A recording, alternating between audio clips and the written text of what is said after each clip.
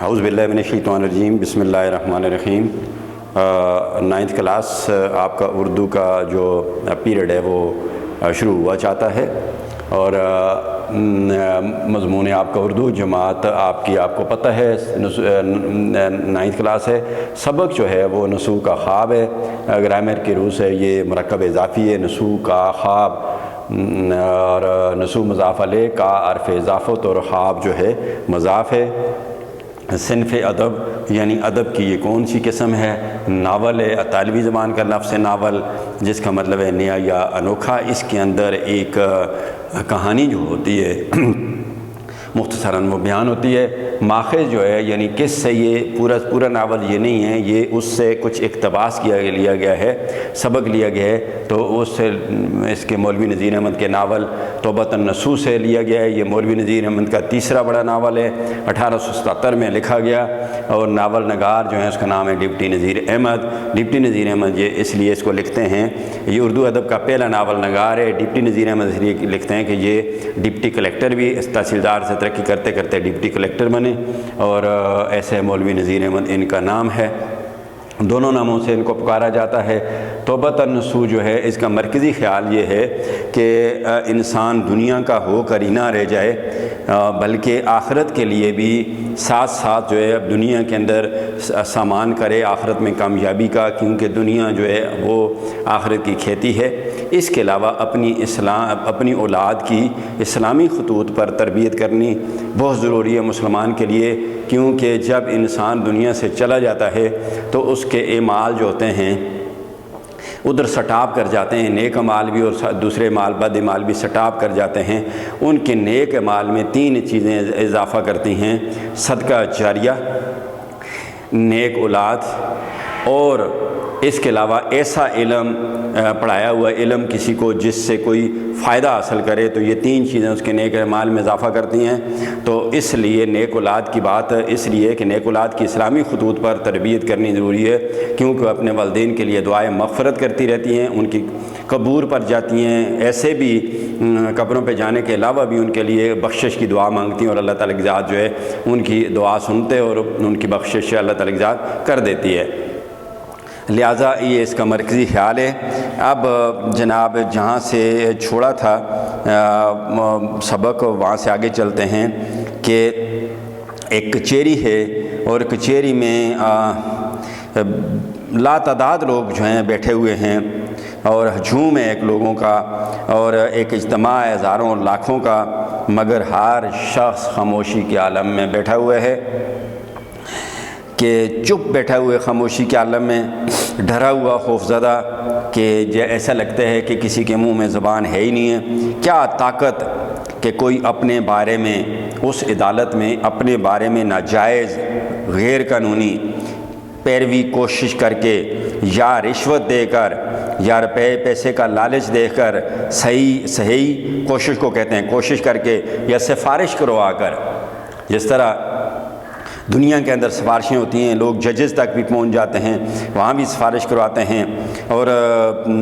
لین دین کا، پیسے کا بھی ایک سلسلہ جو ہے خدا نہ کرے چلتا رہتا ہے، اور اس سے وہ اپنا کام نکال سکتے ہیں۔ لیکن یہاں پر نہ پیسے کی بات چلتی ہے، نہ ناجائز کوشش چلتی ہے، نہ سفارش چلتی ہے، اور یعنی کوئی آدمی بھی اس طرح کر کے اپنا کام نہیں نکال سکتا، اپنی مرضی کا کام نہیں کرا سکتا۔ نیکسٹ پیراگراف پہ جاتے ہیں۔ جتنے مجرم ہیں، ایک ہوتے کلاس مجرم، ایک ہوتے ملزم، ایک ہوتے ملزم، اس کو کہتے ہیں انگلش میں ایکیوزڈ، جس پر الزام ہوتا ہے، اور جب اس پر الزام ثابت ہو جاتا ہے تو اسے مجرم کہا جاتا ہے، انگلش میں کہتے ہیں کلپریٹ۔ تو کہتے ہیں کہ جتنے بھی مجرم ہیں، کیا خفیف کیا سنگین، یعنی جتنے بھی جرائم پیشہ لوگ وہاں پر موجود ہیں اس عدالت میں، خواہ اس نے چھوٹا جرم کیا ہوا ہے یا بڑا جرم کیا ہوا ہے، کوئی بھی اس کے رحم سے نا امید نہیں، کوئی بھی مایوس نہیں، ہر کسی کو امید ہے کہ یہ عدالت مجھے انصاف دے گی۔ اختیارات اس کے اس قدر وسیع ہیں، یعنی اس عدالت کے اختیارات طاقت جو اس کے ہاتھ میں ہے، اس عدالت کے پاس جو طاقت ہے تو اس کے اس قدر وسیع ہیں، وسیع زیادہ ہیں کہ نہ اس کے فیصلے کے خلاف اپیل ہے اور نہ اس کے حکم کی خلاف ورزی ہو سکتی ہے۔ اپیل جو ہے انگریزی زبان کا لفظ ہے، اپیل انگریزی زبان کا لفظ ہے اور APPEL اپیل، تو درخواست اس کی اردو ہوتی ہے درخواست، یعنی کسی بھی عدالت سے جب کوئی آدمی کیس ہار جاتا ہے یا اس کو انصاف نہیں ملتا تو وہ دوسری اس فیصلے کے خلاف اس سے بڑی عدالت میں جاتا ہے، تو اس کو جانے کو کیا کہتے ہیں، جا کے درخواست دیتا ہے کہ میرے ساتھ انصاف نہیں ہوا، تو اس کو اپیل کہتے ہیں عدلیہ کی زبان میں۔ نہ فیصلے کی، یعنی اس عدالت کے اتنے وسیع اختیارات ہیں، اتنی وسیع طاقت ہے اس عدالت کی کہ جو یہ فیصلہ دیتی ہے یہ عدالت، اس فیصلے کے خلاف کوئی اپیل نہیں ہو سکتی، کوئی درخواست نہیں دی جا سکتی کہ فیصلہ انصاف سے نہیں ہوا، اور نہ ہی اس فیصلے، اس کے حکم کی، اس عدالت کے آرڈر کی، حکم کی خلاف ورزی ہو سکتی ہے۔ خلاف ورزی حکم عدولی، یعنی اس فیصلہ ہر صورت میں ماننا پڑتا ہے۔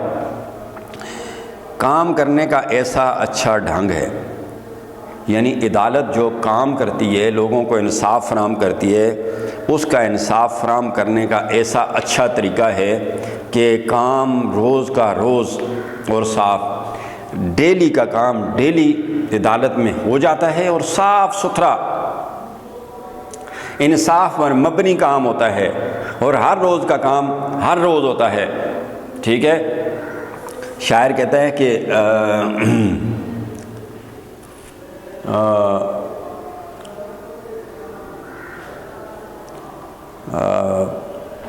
جس روز کا روز اور صاف کا صاف، تو بالکل صاف ستھرا کام ہوتا ہے۔ کتنے ہی مقدمے پیشی میں کیوں نہ ہوں، کتنے ہی مقدمے اس دن عدالت میں لوگوں کے پیش ہوں، ان پر بحث ہو، ممکن نہیں، ایسا نہیں ہو سکتا کہ تاریخ مقرر تاریخ پر فیصل نہ ہو جائیں، یعنی جتنے بھی کیس پیش ہوں اسی تاریخ پر ان کے فیصلے ہوتے ہیں، جو مقررہ تاریخ ہے ان کے فیصلوں کی اسی تاریخ پر فیصلہ ہوتا ہے، آگے پیچھے نہیں جاتا فیصلہ۔ ہاں، تو شعر یاد آ گیا کہ آج کا کام کل پر جس نے چھوڑا رہ گیا، کل کس نے دیکھی خوب کوئی کہہ گیا۔ اس لیے کہتے ہیں کہ روز کا کام روز کرنا چاہیے، کل پر نہیں چھوڑنا چاہیے۔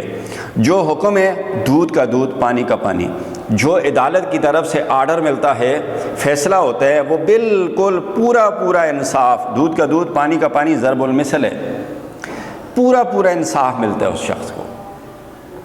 اگلے پیراگراف پہ پھر کیا دیکھتا ہے کہ ہر مجرم کو فردن پھر نسو کیا دیکھتے ہیں خواب میں کہ ہر مجرم کو، ہر جس نے جرم کیا ہوئے عدالت کے اندر موجود ہے، اس کو فردن ایک ایک کر کے الگ الگ قرارداد جرم، عدالت کا وہ کاغذ، وہ پیپر جس میں مجرم ٹھہرانے کا حکم نامہ ہوتا ہے، اور یہ شہادت لینے کے بعد جو ہے درج ہوتا ہے یہ آرڈر، مضمون اور قانونی دفعہ، مجرم ٹھہرانے کا اس کاغذ کے اندر، عدالت کا وہ کاغذ جس میں مجرم ٹھہرانے کا مضمون اور قانونی دفعہ شہادت لینے کے بعد درج ہوتا ہے، اس کو فرد قرارداد جرم کہتے ہیں۔ ایک نقل دی گئی ہے، ہر مجرم کو ایک نقل دی گئی ہے کہ تمہیں عدالت نے مجرم کس وجہ سے ٹھہرایا گیا ہے، آپ کو کیوں ٹھہرایا ہے، کہ وہ اس کو پڑھ رہا ہے، اور ان کو دے دی گئی ہر ایک کو، اور ہر ایک اپنے اس کاغذ کو پڑھ رہا ہے، اور جتنے الزام اس پر لگائے گئے ہیں، الزام کہتے ہیں تہمت، بہتان، جتنے الزام اس پر لگائے گئے ہیں کہ آپ نے یہ بھی کیا، سب کو سمجھتا اور اپنی برات کی وجوہات کو سوچتا ہے۔ برات کہتے ہیں اپنی آزادی، اپنی وجوہات پیش کرنا اور اپنے آپ کو اس کیس سے نکالنے کی وجوہات سوچتا ہے۔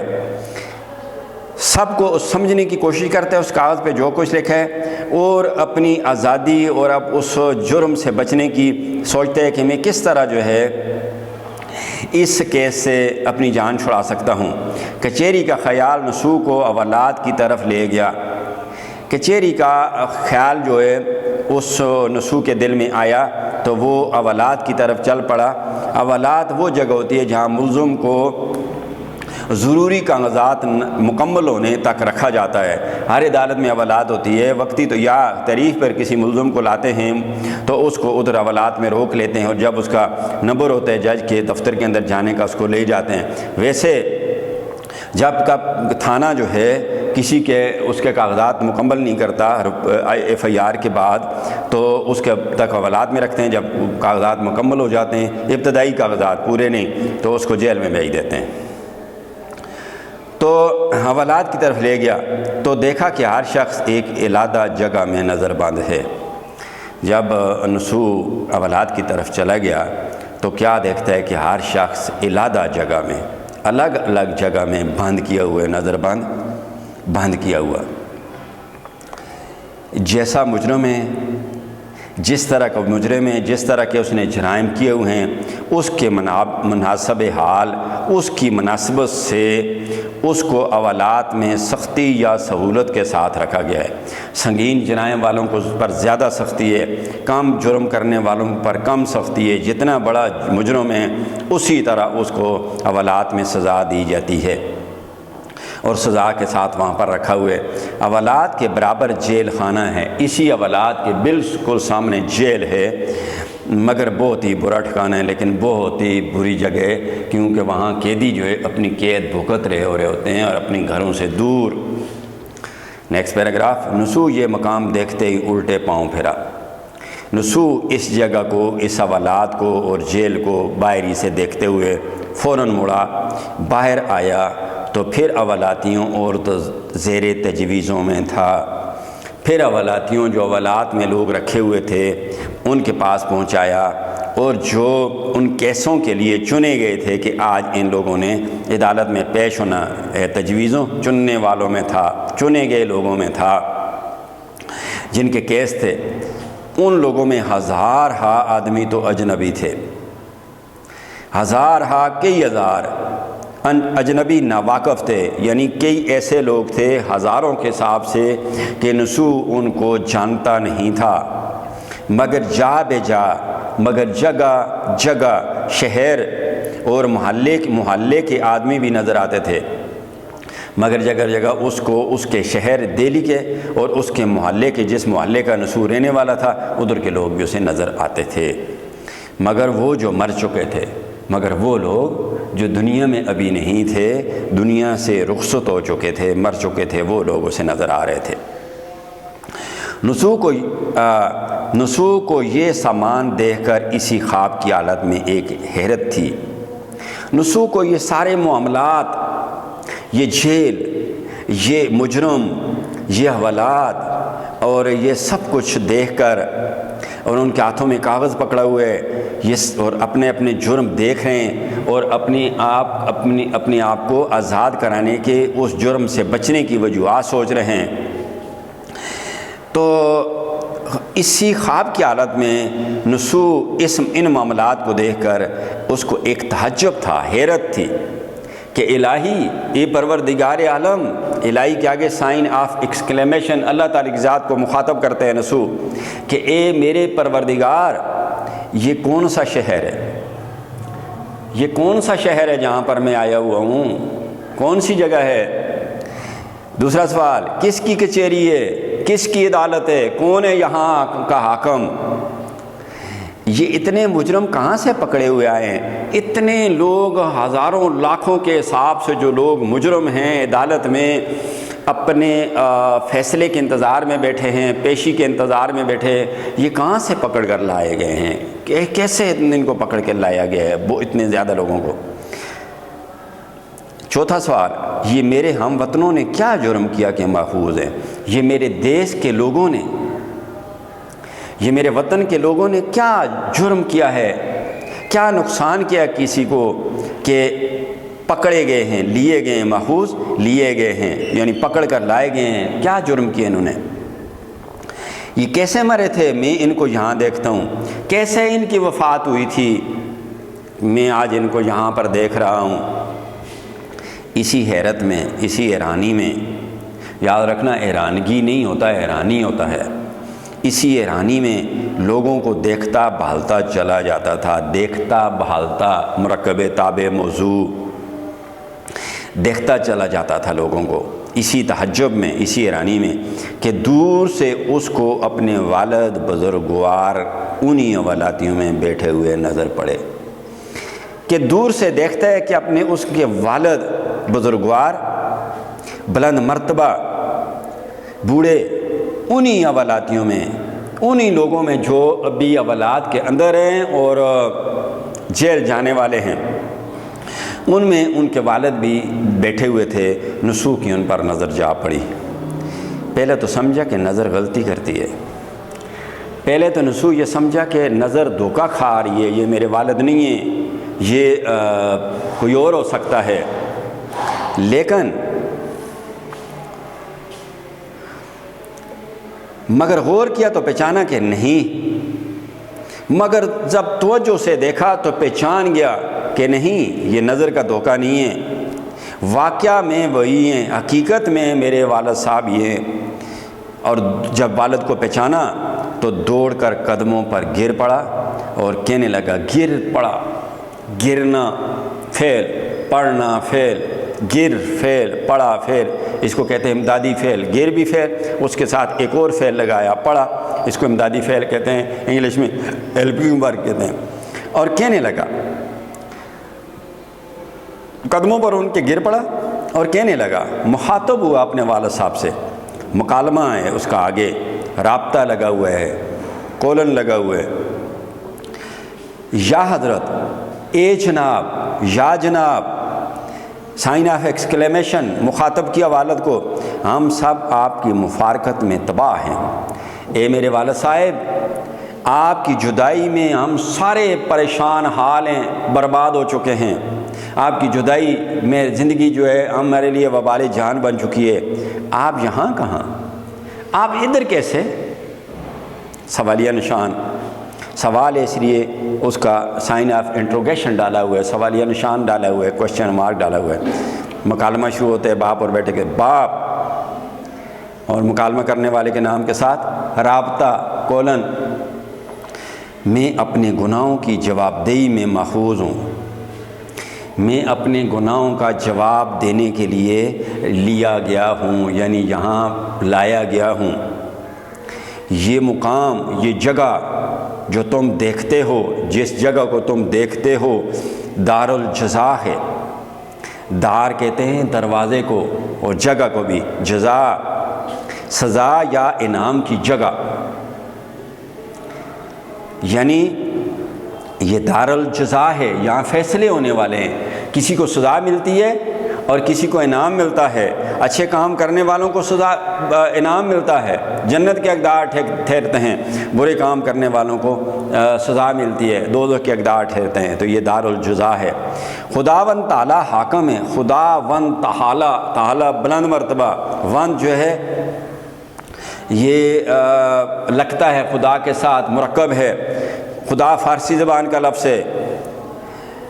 خداوند تعالی حاکم ہے، حاکم ہے، حکمران ہے، فیصلہ کرنے والا ہے، جج ہے۔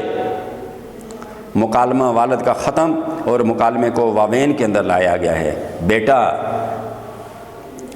دوبارہ پوچھتے، یا حضرت، اے جناب، یا جناب، آپ بڑے متقی پرہیزگار، تقوی رکھنے والے، پرہیزگار، خدا پرست، اللہ تعالیٰ کی ذات کو پوجنے والے، اللہ تعالیٰ کی ذات کی عبادت کرنے والے، اللہ تعالیٰ کی ذات کے احکامات پر عمل کرنے والے اور نیکوکار تھے۔ نیک کام کرنے، کار کام کو کہتے ہیں، نیک کام کرنے والے تھے اور اللہ تعالیٰ کی ذات کے عبادت گزار تھے، پرہیزگار تھے۔ آپ پر اور گناہوں کا الزام، آپ پر، اتنے نیک آدمی پر گناہوں کا الزام کہ جس میں آپ پکڑے ہوئے آئے ہوئے ادھر بیٹھے ہیں۔ باپ، گناہ ایک دو نہیں، बाप कहते हैं नसू मेरे गुनाह एक या दो नहीं हैं, सैकड़ों हज़ारों सौ से के हिसाब से और हज़ारों के हिसाब से मेरे गुनाह हैं। देखो ये मेरा अमाल नामा कैसी रसवाई से भरा हुआ है। वो जिसको कहते हैं फ़र्द करारदाद जुर्म, फ़र्द कहते हैं उस कागज़ को, करारदाद कहते हैं रेजोल्यूशन को, जुर्म कहते हैं जो उसने कसूर किए, यानी उस कसूर उस कागज़ के ऊपर उसके कसूर दर्ज हैं और उसको अमालनामा कहता है। ये देखें मेरा अमालनामा, मेरा कागज़ कैसी रसवाई ज़िल्लत से भरा हुआ है, गुनाहों से भरा पड़ा है, इल्ज़ामात से भरा पड़ा है, और मैं इसको देख देख कर सख्त परेशान हूँ। और इस अमालनामे को मैं अमाल अमल की जमा है, नामा कहते हैं, किताब को भी कहते हैं, ख़त को भी कहते हैं, कागज़ को भी यहाँ कहते हैं। कहा जाता है कि ये मेरे अमलों का जो कागज़ है ये ज़िल्लत से भरा हुआ है, बेताशे गुनाह इस पर दर्ज है, और इन गुनाहों को मैं देखकर सख्त परेशान हूँ कि क्या जवाब दूँगा। ये जो इस पर मेरे गुनाह दर्ज हैं, मेरे पर जो इल्ज़ाम यहाँ पर हैं, और मैं सोच रहा हूँ कि इन सवालात का, इन गुनाहों का मैं क्या जवाब दूँगा परवरदिगार आलम के सामने जाकर। और कौन सी वजह अपनी बरात की पेश करूँगा, और कौन सी वजह पेश करूँगा अपने आप को बेगुनाह साबित करने की। ये जो हुक्मनामा है इसकी मैं कौन सी वजह पेश करूँगा, इन गुनाहों की कौन सी वजह पेश करूँगा मैं कि ये मैंने नहीं किए। बहाना कहाँ से ढूँढूँगा, सबूत कहाँ से लाऊँगा। ये वो कागज़ था जो नसूह ने हर शख्स के हाथ में देखा था। अमालनामा में आपको बता चुका हूँ कि ये वो कागज़ था जिसे फ़र्द करारदाद जुर्म कहते हैं। ये वो कागज़ था जो नसूह ने वहाँ बैठे हुए हर शख्स के हाथ में देखा था, और हर शख्स उसको पढ़ रहा था और अपने गुनाहों को देख रहा था, अपने इल्ज़ाम को देख रहा था, और उसको दुनिया के ख़यालात के मुताबिक फ़र्द करारदाद जुर्म समझा था।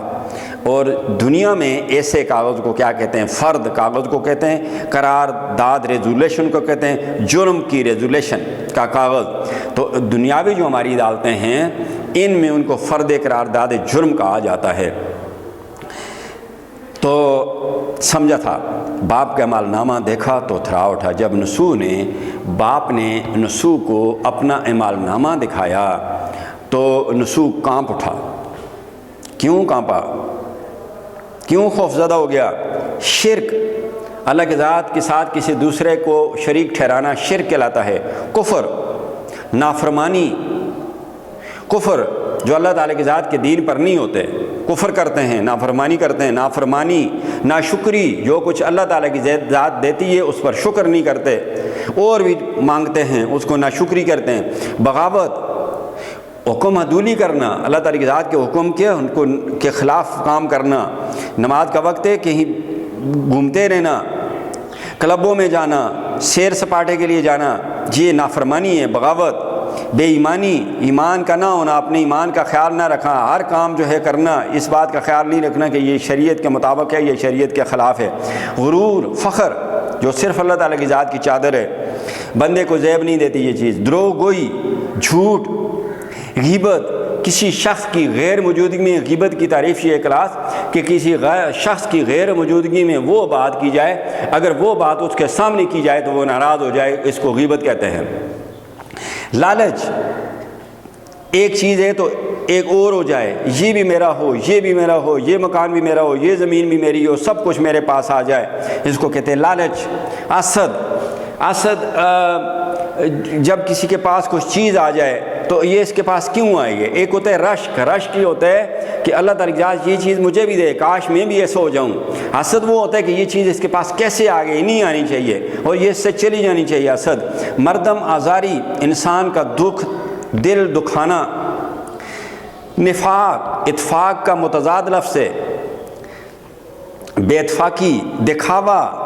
सिर्फ जो वो लोग जो नेक काम या कोई भी काम दिखलावे के लिए करते हैं कि दुनिया मुझे नमाजी कहे, दुनिया मुझे हाजी कहे, दुनिया मुझे ज़कात देने वाला कहे, दुनिया मुझे बड़ा आदमी कहे, दिखावे के लिए करते हैं, अल्लाह की रज़ा के लिए नहीं करते, वो दिखावा। दुनिया की मोहब्बत, دنیا کی محبت کے پیچھے پڑ جاتے ہیں اور آخرت کو بھول جاتے ہیں، ایسے دنیا کی محبت کی، دنیا کے ہر چیز کو سمیٹنے کی کوشش کرتے ہیں۔ یہ سارے جرائم جو تھے نسو کے والد کے اعمال نامے میں تھے۔ کوئی جرم نہ تھا جو اس میں لکھا ہوا نہ ہو، کوئی ایسا جرم نہیں تھا جو والد کے اعمال نامے میں جو فرد قرارداد جرم کا کاغذ ہے اس میں لکھا نہ ہو۔ بجائے تعزیرات ہند کے، حکومت ہندوستان جب پاکستان نہیں بنا تھا تو اس میں جو فوجداری قانون کی جو سزاؤں کی کتاب ہوتی ہے اس کو تعزیرات کہتے ہیں۔ لڑائی جھگڑوں کے، قتل مقاتلوں کے جو قانون ہوتا ہے اس کی جو کتاب کہتی ہے اس کو کہتے ہیں تعزیرات۔ تو چونکہ ہندوستان کے لیے یہ کتاب تھی قوانین کی تو اس لیے کہتے ہیں تعزیرات ہند۔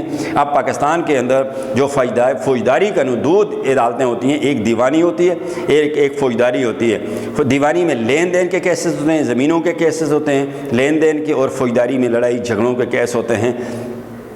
تو جس کتاب کے اندر، قانون کی کتاب کے اندر فوجداری جرائم کی سزائیں ہوں، لڑائی جھگڑوں کی سزائیں ہوں، اس کو کیا کہتے ہیں؟ تعزیرات ہند، اور پاکستان میں اس کو تعزیرات پاکستان کہتے ہیں۔ تعزیرات ہند کے قرآن کی صورتوں اور آیتوں کا حوالہ تھا۔ اس کتاب میں حوالے ہوتے ہیں، باقاعدہ دفعے لگا کر ثابت کیا جاتا ہے کہ قانون کی کتاب کے اندر کہ اس جرم کی یہ سزا ہو سکتی ہے۔ تو اس میں تعزیرات ہند کے بجائے قرآن کی صورتوں اور آیتوں کا حوالہ تھا، جو یہ مالنامہ تھا اس کے اندر ثبوت تھا۔ متعجب ہو کر، حیران ہو کر باپ سے پوچھا، یا حضرت، اے جناب، پھر کیا آپ ان تمام جرموں کے مرتکب ہوئے ہیں؟ اب جب نسو اپنے باپ کے اعمال نامے میں طرح طرح کے جرائم لکھے ہوئے دیکھتا ہے، اور پھر کہتا ہے کہ میرا باپ تو بڑا پرہیزگار تھا، خدا پرست تھا، خدا کو عبادت کرنے والا تھا، متقی تھا، تو اس پر یہ جرائم کیسے آ گئے؟ یہ تو بڑا اچھا آدمی تھا، نیک آدمی تھا۔ تو تعجب ہو کر، حیران ہو کر پوچھتا کہ اے میرے باپ، اے میرے والد، کیا آپ نے جو آپ کے عمل نامے میں جرائم لکھے ہوئے ہیں، آپ نے ان کا ارتکاب کیا ہے؟ مرتکب، ارتکاب کرنا یعنی آپ نے یہ گناہ کیے ہیں؟ باپ، سب کا۔ باپ کہتے ہیں سب کا۔ بیٹا، کیا آپ حضور حاکم اقرار کر چکے ہیں؟ بیٹا پھر پوچھتا ہے کہ آپ جو عدالت کا جج ہے، اس کچہری کا حاکم ہے، قاضی ہے، جج ہے، اس کے سامنے تسلیم کر چکے ہیں کہ میں نے یہ جرم کیے ہیں؟ باپ، انکار کی گنجائش ہی نہیں۔ ادھر تو آدمی انکار ہی نہیں کر سکتا۔ انکار اس لیے نہیں کر سکتا کہ میری مخالفت میں گواہی اتنی وافر ہے، میری مخالفت میں اتنے گواہ ہیں، اتنے مجھے گواہ ہیں کہ میں انکار کر ہی نہیں سکتا۔ وافر بہت زیادہ میرے خلاف گواہی دینے والے ہیں کہ اگر میں انکار بھی کروں تو پذیرائی نہیں ہو سکتی۔ اگر میں انکار بھی کر دوں کہ یہ میں سارے جرم میں نے نہیں کیے تو قبولیت یا منظوری تو نہیں ہو سکتی، کوئی بھی نہیں مانتا۔ بیٹا، جناب وہ کون لوگ ہیں جو آپ کی مخالفت پر آمادہ ہیں؟ کہتا ہے اگر میں عدالت میں انکار بھی کر دوں کہ میں نے یہ گناہ نہیں کیے تو قبول نہیں ہوتی میری، منظور نہیں ہوتی میری یہ انکار۔ بیٹا، جناب وہ کون لوگ ہیں جو آپ کی مخالفت پر آمادہ ہیں؟ جناب کے لیے انگلش میں سر کا لفظ استعمال ہوتا ہے، جناب، سائن آف ایکسکلیمیشن۔ بیٹا باپ کو مخاطب کرتے ہیں، جہاں کسی کو مخاطب کیا جائے یہ علامت لگتی ہے۔ وہ کون لوگ ہیں جو آپ کی مخالفت پر تیار ہیں؟ کون مخالفت کرتا ہے؟ کون آپ کے خلاف گواہی دیتا ہے؟ باپ۔ اول دو کرامن کاتبین ایسے ہیں، کرامن کہتے ہیں بزرگ، کاتبین کہتے ہیں، کاتب کہتے ہیں لکھنے والے کو، کاتبین کاتب کی جمع ہے۔ کرامن کاتبین سے مراد دو فرشتے جو انسان کے اعمال ہر وقت لکھتے رہے، ایک دائیں کندھے پر ہوتے ہیں، ایک بائیں کندھے پر ہوتے ہیں، اور ہر وقت انسان کے اعمال لکھتے رہتے ہیں۔ پہلے تو باپ تو کہتا ہے کہ پہلے تو دو کرامن کاتبین ہیں، دو فرشتے ہیں، کہ میرا کوئی فعل کام ان سے مخفی نہیں، ان سے نہیں چھپا ہوا، ان سے پوشیدہ نہیں۔ جتنی باتیں کہتے ہیں پتے کی کہتے ہیں، جو بھی بات کہتے ہیں سچ بات کہتے ہیں، حقائق میں مبنی بات کہتے ہیں۔ اور کہتا کیا ہیں؟ کیا کہتے ہیں؟ میرا روزنامچہ عمری لکھتے گئے ہیں، میری ڈیلی کی ڈائری لکھتے گئے ہیں۔ روزنامچہ انگلش میں کہتے ہیں ڈائری، عمری عمر کا یعنی میری پوری زندگی کی ڈائری لکھتے رہے ہیں، ان کے پاس ہے، اور ایک ایک چیز انہوں نے میری نوٹ کی ہوئی ہے۔ اب جو میں اس کو دیکھتا ہوں، اب جب اس میں ڈائری کو، اس روزنامچے کو میں دیکھتا ہوں، حرف بے حرف، ایک ایک حرف صحیح، درست پاتا ہوں، دوسرے میرے اعضاء ہیں، دوسرے میرے باڈی کے پارٹس ہیں، میرے ہاتھ، میری آنکھ، میرے کان، میرے پاؤں، وہ میری مخالفت، تمام اعضاء میرے ہاتھ، پاؤں، آنکھ، کان، کوئی میرے کہنے کا نہیں، کوئی بھی عضو جو ہے وہ میری بات نہیں سنتا اور میرے خلاف گواہی دینے کا پر تیار ہے۔